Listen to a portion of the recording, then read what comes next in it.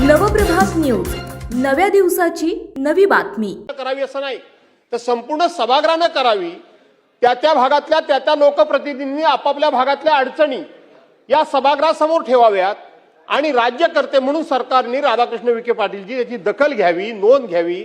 आपण अनेक वर्षे या प्रक्रियेमध्ये काम केलेले या ठिकाणी नेते आहात. आपल्याला माहित आहे की अशा प्रसंगातून बाहेर कसं पडायचं, कोणते मार्ग निवडायचे, कशी लोकांना मदत करायची, अशा वेळेला कोणता निर्णय घ्यायचा हे आपल्याला चांगलं माहिती आहे. आणि म्हणून आपल्यासारख्यांच्या नेत्यांच्या माध्यमातून महाराष्ट्राला दिलासा मिळाला पाहिजे आणि तोही अधिवेशन कालावधीमध्ये मिळालाच पाहिजे. या भावनेतून आपण या ठिकाणी ही चर्चा उपस्थित केली. अध्यक्ष महोदय, अनेक जण बोलणार आहेत, आपत्कालीन चर्चा आहे, त्यामुळे मी या विषयामध्ये फार काय लक्ष म्हणजे वेळ घेणार नाही. परंतु अध्यक्ष महोदय, आपण बघितलं की अनेक ठिकाणी दरडी कोसळल्यात, अनेक ठिकाणी दरडी कोसळल्यात. त्या दरडी कोसळल्या तिथं सुद्धा त्या दरडी रस्त्यावरची मालमा दूर करण्याकरता सुद्धा आज यंत्रणा पूर्णपणे या ठिकाणी आपली सक्षम नाही. यंत्रणा तात्काळ त्या ठिकाणी पोचत नाहीये.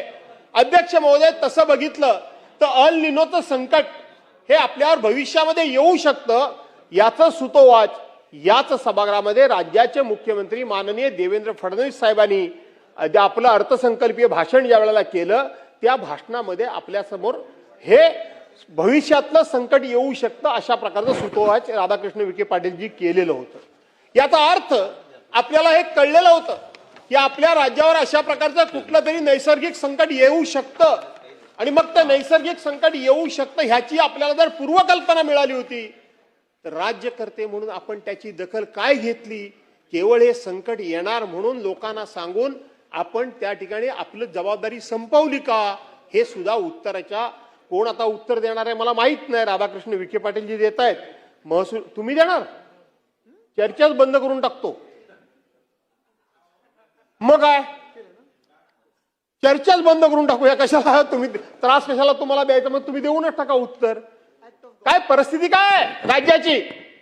महसूल मंत्री नसतील, पुनर्वसन मंत्री नसतील, राज्याचे 2-2 उपमुख्यमंत्री आहेत. मी मुख्यमंत्र्यांचं समजू शकतो आणि तुम्ही जर उत्तर म्हणजे तुमचा मी अवमान करू इच्छित नाही, पण शेवटी महाराष्ट्रावर एवढं मोठं संकट आलेलं असताना तुम्ही जर अशा पद्धतीनं केवळ चटावरचं श्राद्ध उरकावं अशा पद्धतीने एखाद्या राज्यमंत्र्याकडून जर आम्हाला उत्तर मिळणार असेल तर ही चर्चा कशाला करायची? अध्यक्ष महोदय, चर्चेमध्ये काय राहिलंय? अशा चर्चा करण्यामध्ये सरकार काय गंभीर आहे? इतका निग्लिजन्स असणं काय योग्य असं मला वाटत नाही. मी या ठिकाणी कुठलंही राजकीय भाष्य करत नाही. पुनर्वसन खातं कोणाकडे? राधाकृष्ण विखे पाटील साहेब. जाधव साहेब शासनाची बाजू मंत्री म्हणून ते मांडणारच आहेत ना. मग तर मला आता आपण पण जर असं म्हटलात तर मग माझं तोंडच बंद झालेलं बरं. काही त्याला अर्थच नाही. शासनाच्या बाजूने मंत्री अध्यक्ष महोदय, कॅबिनेट मंत्री गेले कुठं? मंत्री महोदय, कॅबिनेट मंत्री गेले कुठं? मंत्री महोदय, राज्य शासनाच्या वतीने राज्याचा पुनर्वसन मदत व पुनर्वसन खात्याचा राज्यमंत्री म्हणून मी सरकारच्या वतीने उत्तर देणार आहे. त्यामुळे आपण कुठल्याही अशा पद्धतीचा प्रश्न उपस्थित करू नये. माननीय मंत्री महोदय हे आपत्ती व्यवस्थापनासाठी ज्या ठिकाणी घटना घडलेली आहे त्या ठिकाणी कालपासून त्या ठिकाणी आहे आणि गिरीश महाजन साहेब आणि म्हणून आपण त्यामुळे कुठल्या मंत्र्याने उत्तर द्यावं हे असा आग्रह आपण धरू शकत नाही. मंत्री महोदय, जाधव साहेब आपण बोला. मी बोलतोय, प्रश्न नुसतं बोलायचंय, बाकी काय आहे त्याच्यामध्ये?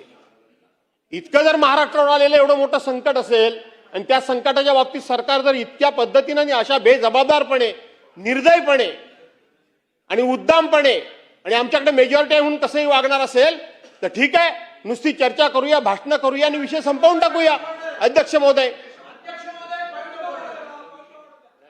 आणि म्हणून अध्यक्ष महोदय या ठिकाणी अध्यक्ष महोदय अत्यंत महत्वाच्या विषयावर बोलूया.